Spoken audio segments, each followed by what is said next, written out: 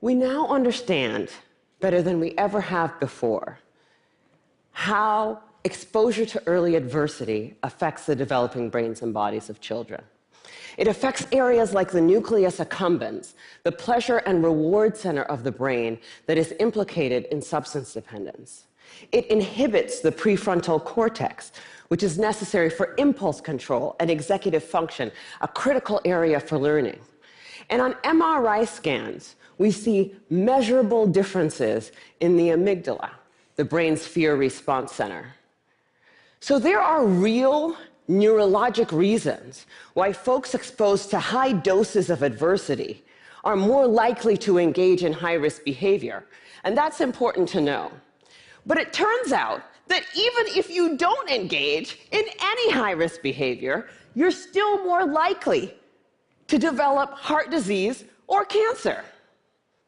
The reason for this has to do with the hypothalamic pituitary adrenal axis, the brain's and body's stress response system that governs our fight or flight response. How does it work?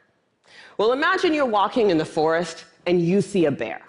Immediately, your hypothalamus sends a signal to your pituitary, which sends a signal to your adrenal gland that says, release stress hormones, adrenaline, cortisol.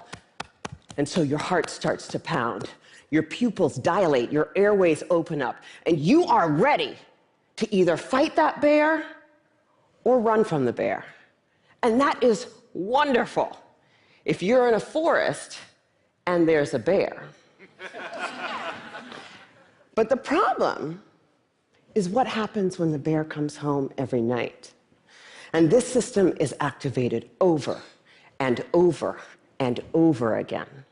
And it goes from being adaptive or life-saving to maladaptive or health-damaging.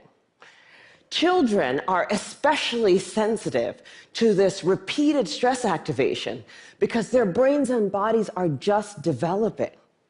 High doses of adversity not only affect brain structure and function, they affect the developing immune system, developing hormonal systems, and even the way our DNA is read and transcribed.